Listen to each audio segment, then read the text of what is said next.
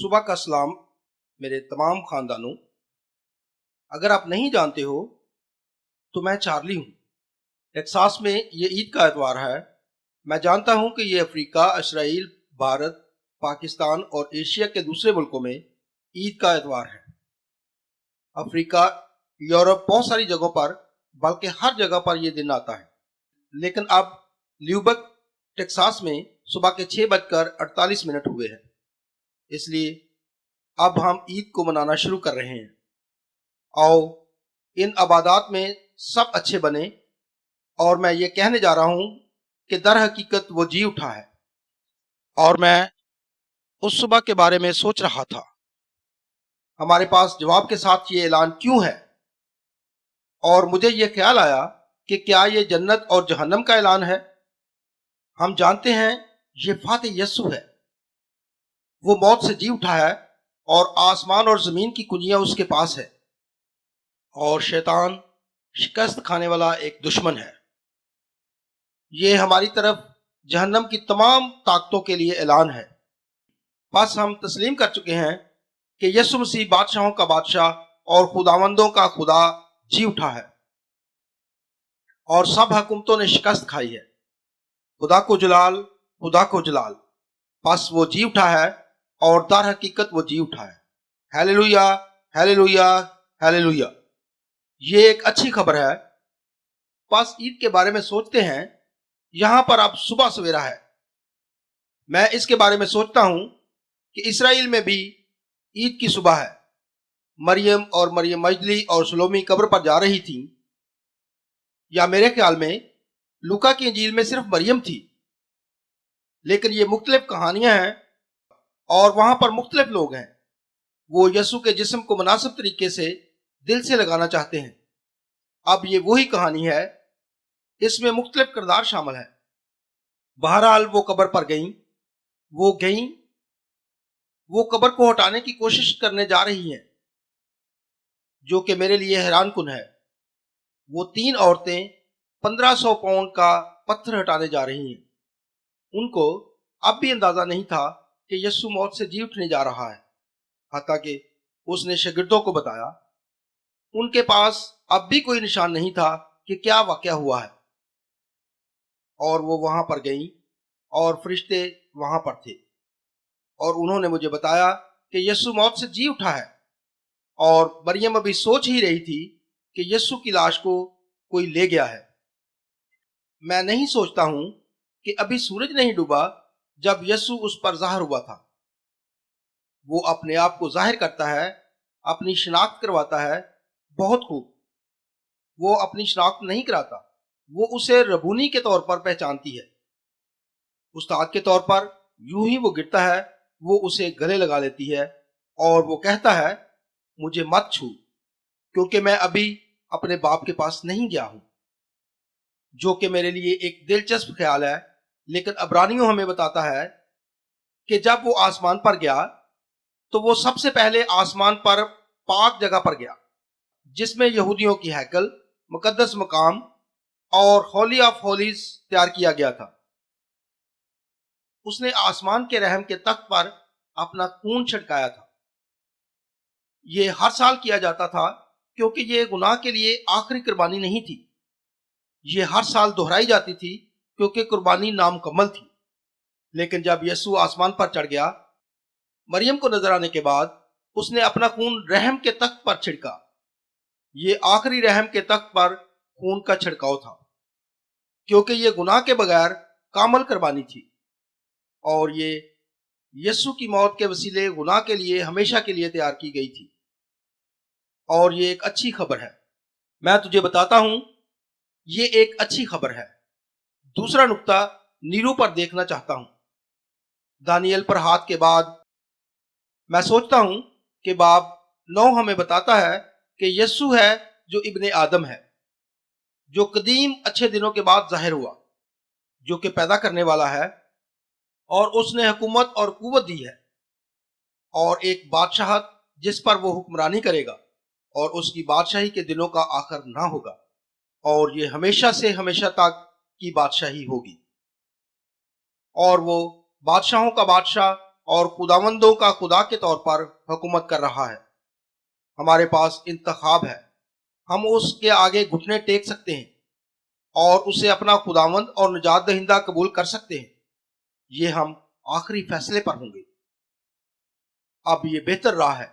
اس طرح جب خدا اسرائیل سے باتیں کرتا ہے اور میں ان چیزوں کو یاد نہیں کر سکتا ہوں، وہ ان سے باتیں کر رہا تھا، لیکن وہ کہتا ہے، دیکھو آج میں تمہارے سامنے زندگی اور موت کو رکھتا ہوں، زندگی کا انتخاب کرو۔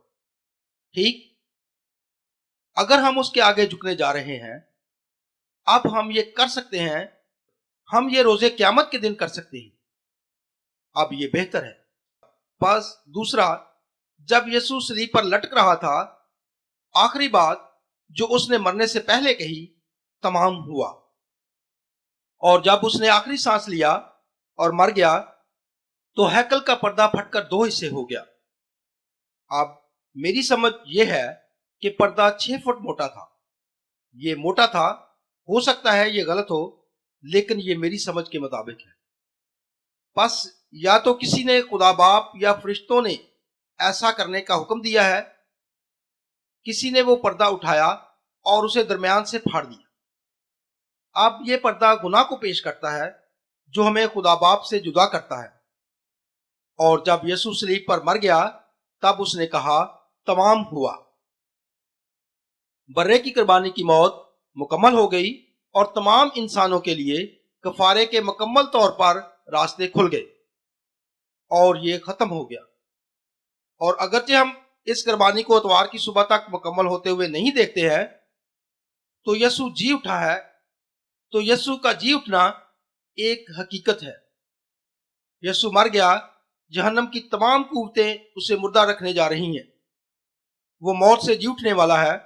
اس نے خود فریسیوں سے کہا، اس ہیکل کو تباہ کر دو تو میں اسے 3 دن میں کھڑا کر دوں گا۔ یہ یونس نبی کی طرح تھا۔ بس ہم پھٹے ہوئے پردے کے ساتھ گناہ کی وہ رکاوٹ جس نے ہمیں خدا سے جدا کیا ہے، اسے ختم کر دیا گیا ہے۔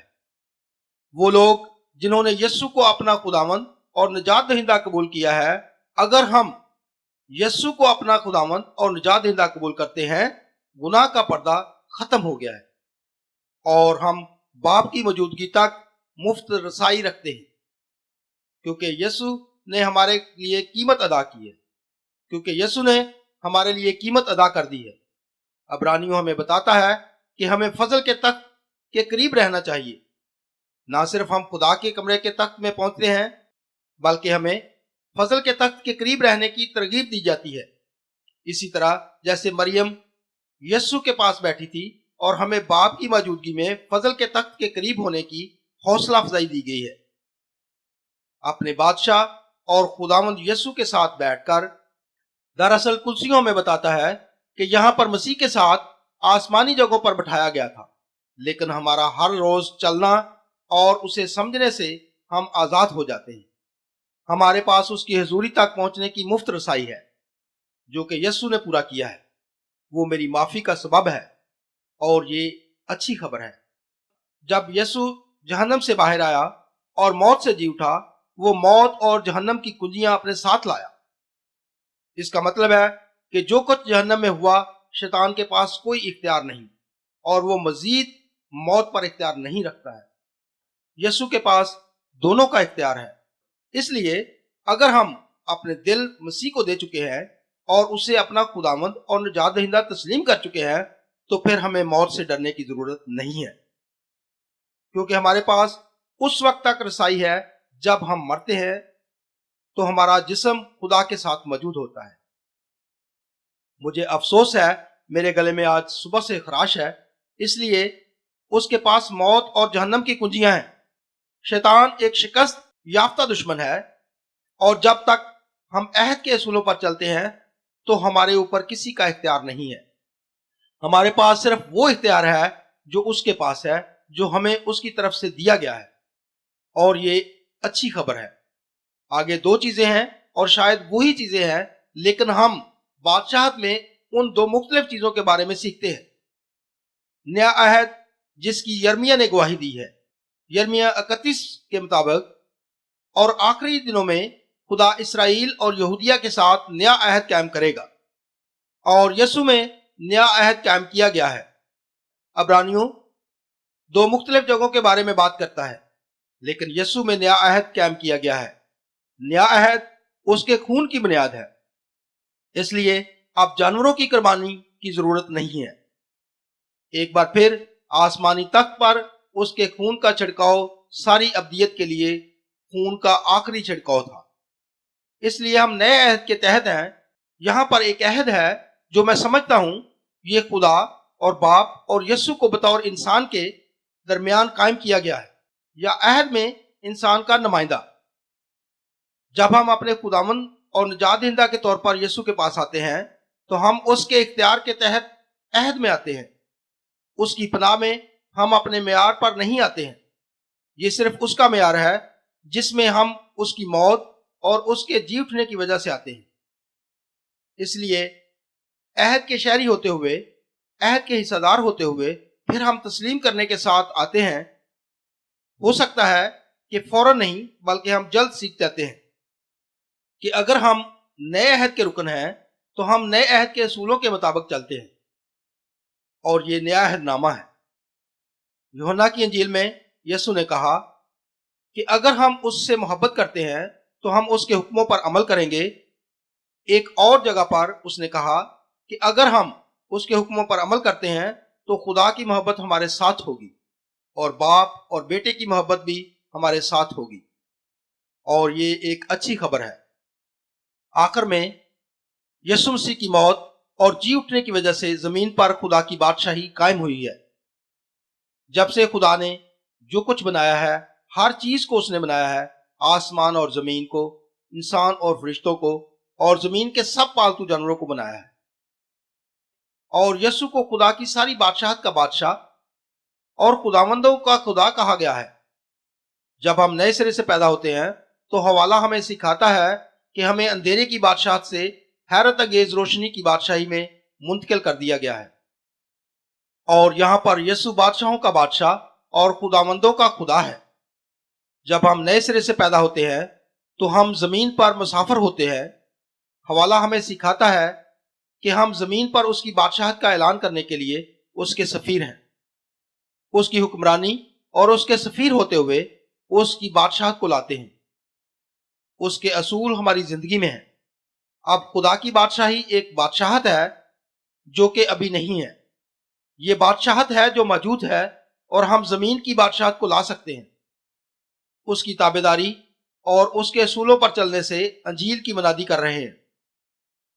ہم خداوند کی دعا کو بطور نمونے کے دعا کرتے ہیں، تیری بادشاہی آئے، تیری مرضی جیسے آسمان پر ہوتی ہے زمین پر بھی ہو۔ زمین پر اس کے بیٹے کو نمائندے کے طور پر رکھتے ہیں۔ یہ ہمیں اعزاز حاصل ہے کہ ہم زمین پر اور اپنے آس پاس یہاں پر ہم رہتے ہیں بادشاہت کو لائیں۔ تو ہم یروشلم سے شروع ہو کر پھر ہم یہودیہ اور سامریہ میں، پھر پوری دنیا کے دوسرے حصوں پر ہم اسے دنیا میں لے جا سکتے ہیں۔ تو ہم یروشلم سے شروع ہو کر پھر یہودیہ اور سامریہ میں اور پھر دنیا کے دوسرے حصوں پر ہم اسے دنیا میں لے جا سکتے ہیں، لیکن ہمیں اس کو اپنے مقامی معاشرے سے شروع کرنا ہوگا۔ اس کا سفیر ہوتے ہوئے بادشاہی کی انجیل کی منادی کرنی ہے، اور یہ دوبارہ جی اٹھنے کا اتوار ہے۔ یہ ان لوگوں کے لیے جو بہت زیادہ سکون میں ہیں۔ یہ عید کا اتوار ہے۔ اب میں کافر پرستش کی پیروی نہیں کر رہا ہوں جو عید بنی عید کے ساتھ چلا جاتا ہے، اور دیوی کی پرستش کی زرخیزی جو سب کچھ ہے، لیکن اب بہت سارے لوگ ہیں جو عید کہتے ہیں۔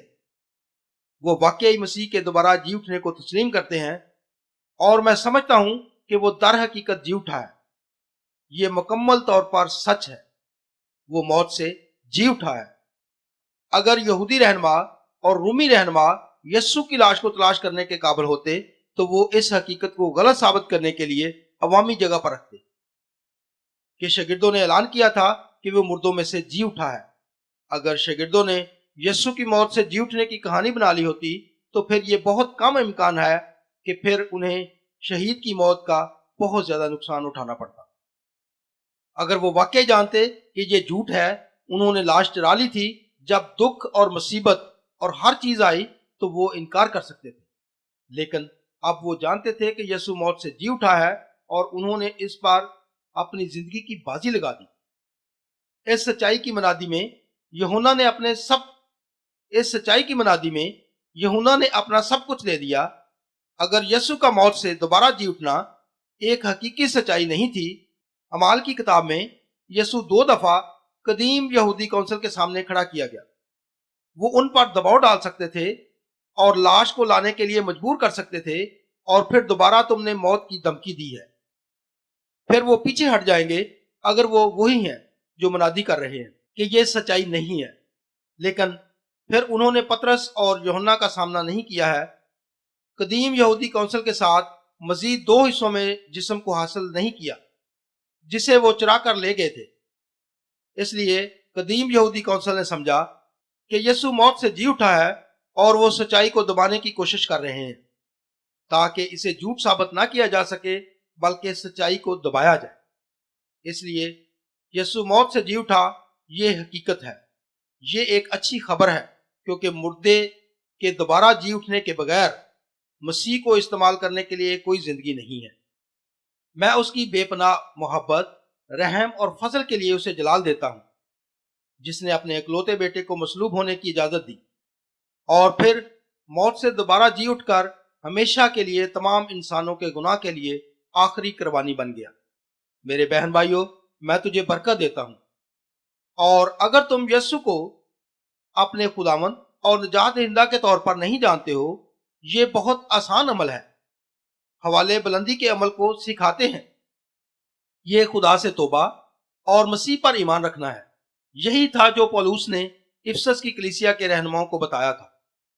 اس لیے خدا سے توبہ کرنا اس بات کا اعتراف کرنا ہے کہ میں گناہ گار ہوں، میں نے پاک خدا کے خلاف گناہ کیا ہے، اور مسیح پر ایمان رکھنا، اور یہ ایمان رکھنا کہ یسوع مردوں میں سے جی اٹھا ہے اور اس نے میرے گناہ کی خاطر قربانی دی ہے، اور باپ سے اپنے گناہ کے اعتراف کے ذریعے یسوع مجھے معاف کر سکتا ہے۔ قربانی کے خون کے ذریعے وہ مجھے دھوتا اور صاف کرتا ہے، اور میں عظیم خدا کا بیٹا بن سکتا ہوں، بادشاہوں کے بادشاہ کا اور خداوندوں کے خداوند کا بھائی اور رایا بن سکتا ہوں، کیونکہ ہم اس کے خاندان میں گود لیے گئے ہیں۔ اگر آپ زیادہ پسند کریں گے تو مجھے اپنے طور پر پیغام بھیجیں اور میں آپ سے بات کر کے خوش ہوں گا، ورنہ میں تمہیں برکت دیتا ہوں۔ میں باپ سے آپ کے لیے برکت کو مانگتا ہوں کہ وہ تمہیں قائم رکھے اور اپنا نور تم پر چمکائے، اور یسوع مسیح کے نام میں تجھے سکون دے۔ آمین۔